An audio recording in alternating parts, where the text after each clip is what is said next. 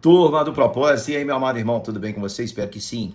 Um capítulo da Bíblia por dia, orar todos os dias e viver 2026 como se fosse o último ano, são os objetivos do nosso Grupo Propósito. Daqui a pouquinho a nossa live, você não pode perder o sorteio dessa Bíblia de Estudos, Nova Almeida atualizada, uma das melhores Bíblias que nós temos aí na língua portuguesa. E o capítulo 66 é um capítulo maravilhoso, nós podemos dizer que é um capítulo que engloba tudo aquilo que foi tratado no livro de Isaías. Deus, através do profeta Isaías, revelou a necessidade de juízo, a necessidade da correção do seu povo, do pecado do seu povo. E ele fala também no livro de Isaías sobre a promessa de enviar aquele que viria salvar o seu povo, transformar o seu povo. E no livro de Isaías nós temos também essa visão ampliada de que o Deus de Israel se revelaria a todas as nações. Então vamos olhar para o capítulo 66 e concluir de uma maneira maravilhosa esse livro, e nós vamos falar sobre ele daqui a pouquinho na nossa live. O link seguirá aqui no grupo até às 20h55, 21 horas nós começamos aí a nossa live. O capítulo 66 então começa dizendo, existe até um cântico que fala, né? Seu trono está no céu, seus pés aqui na terra. O que significa isso? Deus está expressando a sua grandeza. Ele é tão grande que, para ilustrar de uma maneira metafórica, porque a gente sabe que os céus dos céus não podem conter a grandeza de Deus, então ele dá um exemplo da sua grandeza. Ele diz que é tão grande que os pés estão na terra e ele está no céu. A sua grandeza é algo incomparável. E ele pergunta, qual é a casa que vocês vão construir para mim? Então, olha a grandeza desse Deus, que por amor escolheu se diminuir. Porque qual é a casa realmente que Deus habita? Não é aquela feita por mãos humanas, mas ele escolheu habitar naquele que é abatido do espírito, como está aí no versículo 2. Ele diz, porque a minha mão fez todas as coisas existir, mas o homem para quem eu olharei é este, o aflito e o abatido de espírito, que treme diante da minha palavra. Então o Senhor, os céus dos céus não podem contê-lo. Ele enche todas as coisas, mas ele escolheu morar em você, de uma maneira que só ele pode, porque ele é todo poderoso para isso. Ele mora, ele habita em nós. Nós hoje somos casa de Deus, habitação de Deus. Olha que maravilha essa verdade. E ele faz isso para aquele homem que tem um coração contrito, que confessa que precisa de um Salvador, aquele que treme diante da sua palavra, ou seja, acredita que há um Deus ao qual prestaremos conta. E ainda ele continua dizendo que por esse temor, a nossa postura diante de Deus não pode ser uma postura mecânica. E ele vai denunciar isso através do profeta, no versículo 3 e 4, dizendo o seguinte, que o que imola um boi é como quem comete homicídio, quem sacrifica um cordeiro é como quem quebra o pescoço de um cão, ou seja, uma coisa sem propósito, sem significado e até faz mal. Um mecanicismo, algo mecânico, sem sentimento, é algo odioso aos olhos de Deus. Nada, a Bíblia diz que absolutamente nada pode ser aceito pelo Senhor, é aceito pelo Senhor, se não tiver amor. Sem amor nada vale, nenhuma obra, nenhuma proeza, nenhuma sabedoria, nenhum conhecimento. Sem amor, nada é válido. O Senhor, antes de tudo, Ele quer o nosso coração contrito, Ele quer o nosso coração voltado para Ele, Ele quer que a gente faça as coisas com sentimento e de verdade.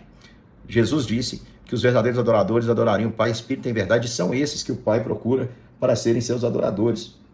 E nós sabemos que apesar de todas as dificuldades que sempre houve, sempre o povo de Deus enfrentou, sempre houve apostasia, sempre houve frieza espiritual, como nos dias de hoje nós temos. O mundo parece que está indo de mal a pior. No entanto, sempre o Senhor também tem os seus remanescentes, os seus filhos, os fiéis, aqueles que gemem esperando a luz, esperando a vinda do Senhor, que é como o nascimento dessa nova vida que nós aguardamos nele.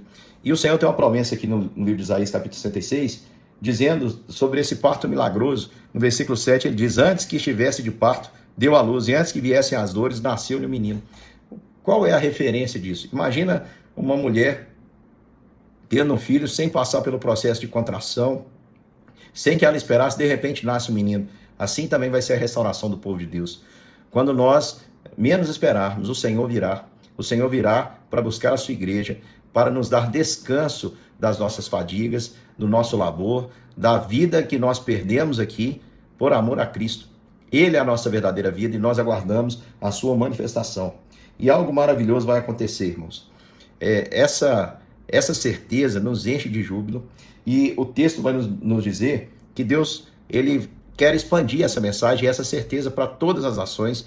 Não era algo exclusivo dos hebreus, mas isso chegaria a todos os povos. como diz aqui, versículo de número 19, diz assim: porém, entre elas um sinal, e alguns dos que foram salvos, enviarei às nações de Tarsis, Pul e Lude, que atiram com o arco, Tubal, Javã, até as terras do mar mais remotas, jamais ouviram falar de mim, nem viram a minha glória, eles anunciarão entre as nações a minha glória. O Senhor diz, no versículo 21, que vai tomar alguns deles para sacerdotes e para levitas, diz o Senhor. Nós sabemos que a própria lei diz que apenas os da tribo de Levi poderiam ser sacerdotes e poderiam trabalhar ali no templo, e ele está dizendo que vai escolher, entre outras nações, levitas e sacerdotes. Aponta aqui para o sacerdócio universal dos crentes. Hoje, irmãos, é errado quando alguém diz: eu sou um levita. Não existe isso, é uma maneira de expressar que é errada. Já deixo aqui para os irmãos essa correção com carinho, para que os irmãos possam aplicar.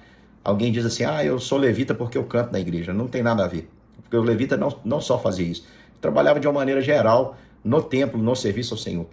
E quem são aqueles escolhidos pelo Senhor para servi-lo na sua obra hoje? Todos os que creem. Todos nós que cremos, não importa a nossa genealogia, se somos hebreus, se somos judeus, se somos de outras nações, todos que creem hoje, a Bíblia diz que receberam o direito de serem feitos filhos de Deus e são povo, são sacerdócio real para o Senhor. Nós estamos todos convocados para servir ao Senhor nos dons diversos que o Espírito dele nos deu. E o término do livro de Isaías também nos remete ao término que a Bíblia aponta para todas as coisas. Versículo 23 e 24 diz: E será que de uma festa da lua nova a outra, e de um sábado a outro, virá toda a carne adorar perante mim, diz o Senhor. Será um culto contínuo ao Senhor, permanente, esse estado de glória que nós herdaremos. Eles sairão e verão os cadáveres dos homens que prevaricaram contra mim, porque o seu verme nunca morrerá, nem o seu fogo apagará, e eles serão um horror para toda a carne. Versículo 22 diz: porque como os novos céus e a nova terra que hei de fazer estarão diante de mim, diz o Senhor, assim há de estar a vossa posteridade, o vosso nome.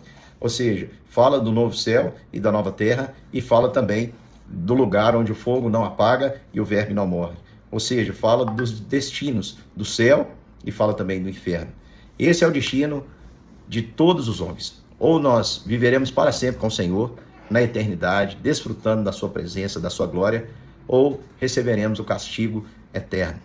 Então, meu irmão, você que crê, você que anda pela fé, segura firme, aguente. A nossa vida aqui é extremamente passageira, temporária. Aguente firme, breve, como um parto que acontece sem contração, Jesus virá buscar o seu povo. Nós estaremos para sempre com ele nesses novos céus e nova terra. Enquanto é tempo, tome essa decisão. Se você me ouve e você ainda não tomou uma decisão por Cristo Jesus, você ainda não abriu seu coração para um relacionamento não mecânico, mas um relacionamento sincero com o Senhor Jesus Cristo, é o momento, a oportunidade é agora, não deixe para amanhã. Viva 2026 como se fosse o último ano, e pode ser que seja o seu último ano. Não deixe para amanhã, faça isso hoje, para que nós possamos juntos passar a eternidade com Cristo Jesus. Até daqui a pouquinho, na nossa live, aguardo vocês, um grande beijo.